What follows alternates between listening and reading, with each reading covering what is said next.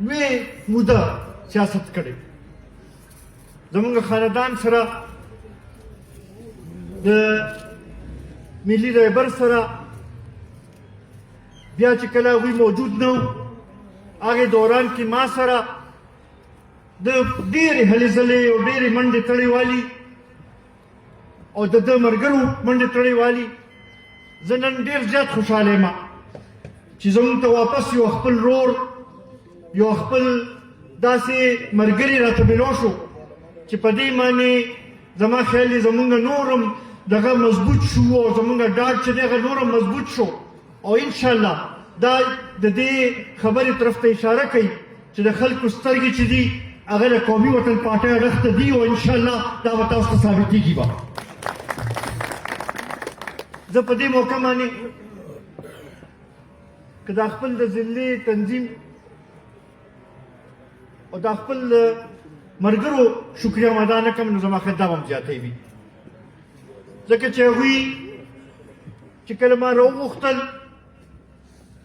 او ما چې ورته دا خبره وکړه چې داسې د نونو د هغوی ملګري چې دي هغوی سره خبرې شوي دي او هغوی راځي، نو ټولو ډېر کلوز زړه سره دا وویل چې یاره دا موږ لپاره د خوشحالۍ خبره ده او موږ لپاره د عزت خبره ده. نو زه د هغې ټولو ملګرو ډېر زیات مشکور او ممنون یم. عزتمندو، په دې سټیج باندې زه نن ستاسو په وسادت سره هغه ټولو پښتنو ته، هغه ټولو سیاسي کارکنانو ته چې کوم په دې خاورې باندې مین دي، چې څوک دا غواړي چې په پاکستان کې دننه پښتون ته یو ښه مقام میلاوېدل پکار دي، د پښتون ته خپل حقوق میلاوېدل پکار دي. هغې ټولو ته دا اپیل کومه چې راشئ، د قومي وطن پارټۍ دا پلیټفارم تاسو لپاره کلو دی او راځئ چې یو ځای د ملي رهبر جناب آفتاب احمد خان شیرپا په مشرۍ کې دا د دې علاقې د ځپلو پښتنو چې دی د هغوی حقوقو لپاره اواز مو چت کړو او د هغوی حق چې دی هغوی له روړو او دلته کې ترقي راولو، دلته کې سوکالي راولو، د خپل بچو له امن دلته کې راولو. دغې لپاره پکار دا دی چې ټول راشي او مشترکه طور باندې موږ جدوجہد شروع. عزتمندو، ما نه مخکې شیربهادر خان هم خبرې وکړې او نونو هم خبرې وکړې. بدقسمتۍ نه زمونږ ملک کې که موږ وګورو نو آئین خو دا وایي چې دا یو وفاق دی، خو چې کوم په اسلام آباد کې ناست حکمرانان دي هغوی دا به طور یو وفاق چلی نه. د یو صوبې یا د دوو صوبو د خلکو د حقوقو طرف ته خو توجه ورکړی کېږي، خو د ورکوټې صوبو او بیا خصوصا زه به د پښتنو وایم چې د هغوی د حقوقو طرف ته توجه نه ورکړی کېږي. وسایل زموږ دلته کې شته، معدنیاتو نن په ټولې دنیا کې پاکستان دغه کوي چې یاره دلته کې معدنیات موږ سره شته او موږ د هغې د خبره کوو.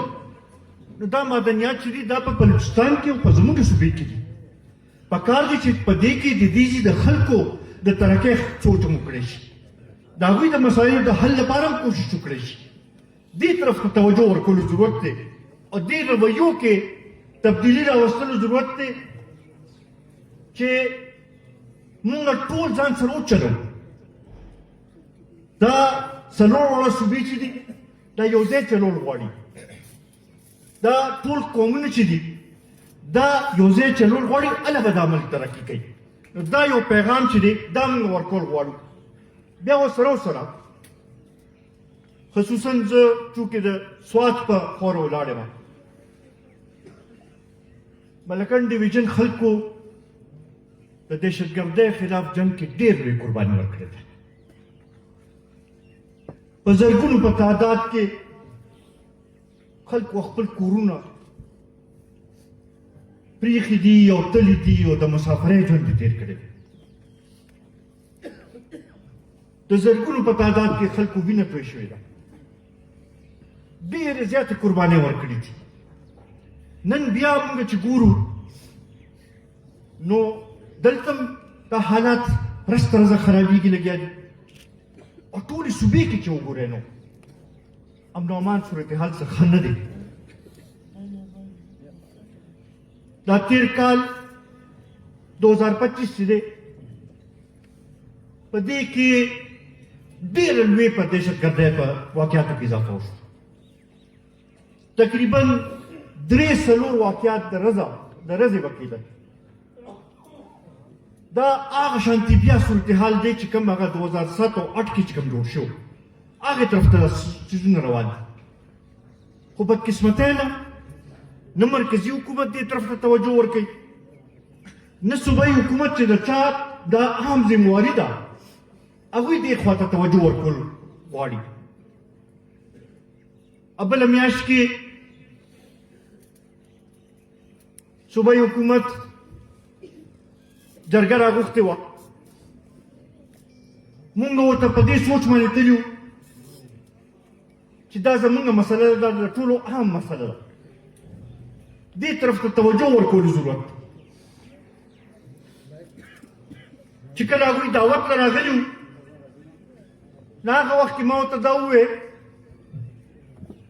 چې مونږ خو راځو بلکل دې کې شرکت به هم کوو، خپل تجاویز به هم درکوو، خو هسې نه چې دا نشستم او برخاستم وشي او هېڅ هم په هغې باندې عمل ونه شي. نن دا د میاشت تېره شوه د هغې جرګې، خو هماغه حل مونږ ته ښکاري لګیا دی چې جرګه وشوه، صرف هسې هغه ناسته وشوه او د هغې څه حل رانووتل. زمونږ وزیر اعلی صاحب د پنجاب دوره وکړه، د سند دوره کولو والا دی. مونږ وایو چې بلکل تاسو لاړ شئ، نور ځایونو ته دا ستاسو حق جوړېږي چې تاسو لاړ شئ. خو دا پښتانه دا یو تپوس کوي چې دا خو ستاسو ټیک ته سیاسي یو دغه دی چې تاسو لاهور ته ځئ او تاسو سند ته ځئ او تاسو د خپل کوم سیاسي مقاصد چې دي د هغې خبره کوئ، خو کومه ذمواري چې تاسو ته حواله شوې ده د دې صوبې حکومت او د دې صوبې د خلکو د حقوقو تحفظ ذمواري، هغه به څوک سرته رسوي موږ ته د دې جواب راکړي. ځکه چې موږ خو اوسه پورې دا ونه لیدل چې تاسو د خیبر پښتونخوا د خلکو د مسایلو طرف ته توجه ورکړې ده. دا ملکن ډیویژن او بیا خاص کر د سوات ضلع دې کې اکثریت سیټونه دوی اخیستي دي او دا سویم ځل دی چې اکثریت دا سیټونه دوی ته میلاویږي. د دې سوات د ټریفک مسلې طرف ته هیچا توجه ورنه کړي.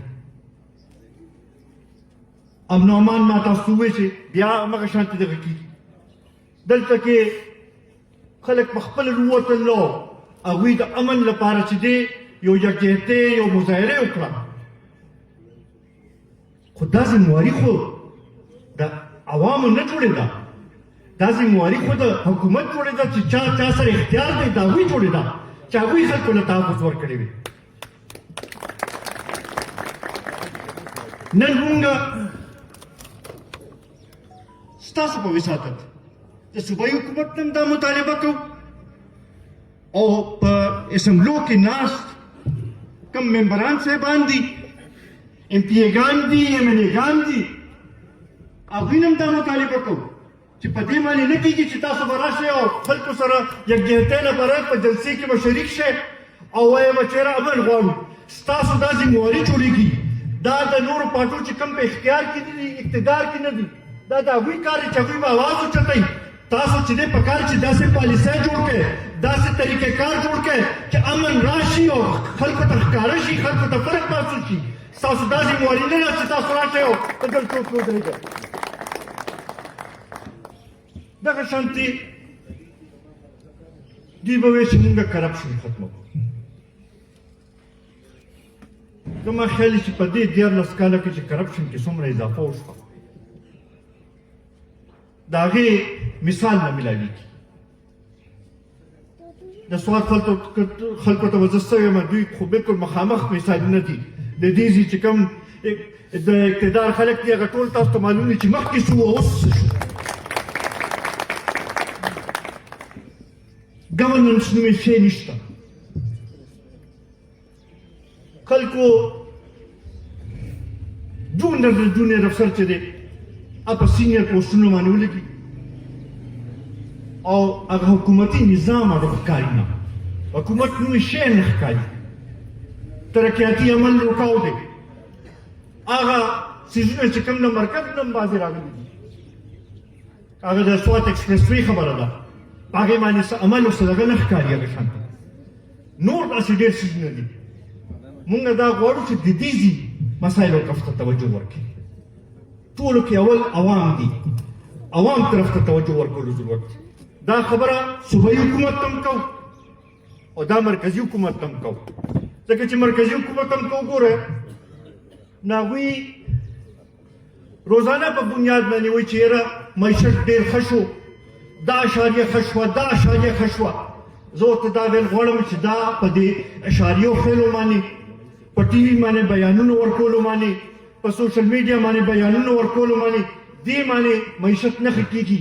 معیشت په هله ښه کېږي چې د دې غریبانان ما ته وایي چې او زمونږ په ژوند کې فرق راغی، مونږ ته چې دې سهولت میلاو شو، هله به معیشت ښه کېږي. هله به د خلکو دې خوا ته توجه راګرځي. دې طرف ته توجه ورکولو ضرورت. نن که مونږ وګورو نو نه مرکزي حکومت د عوامو طرف ته توجه ده او نه د صوبایي حکومت شته. عزتمندو نن دلته کې د مینګوره کې په دې پروګرام وساتت سره ټولې صوبې خلکو له دا مونږ یو پیغام ورکول غواړو چې که نور څوک ستاسو تپوس کوي او که نه کوي، نور څوک ستاسو د حق لپاره آواز اوچتوي او که نه اوچتوي، قومي وطن پارټي او ملي رهبر جناب آفتاب احمد خان شیرپا به په میدان باندې ولاړ وي او ستاسو د حقوقو تپوس به کوي. زه عزتمندو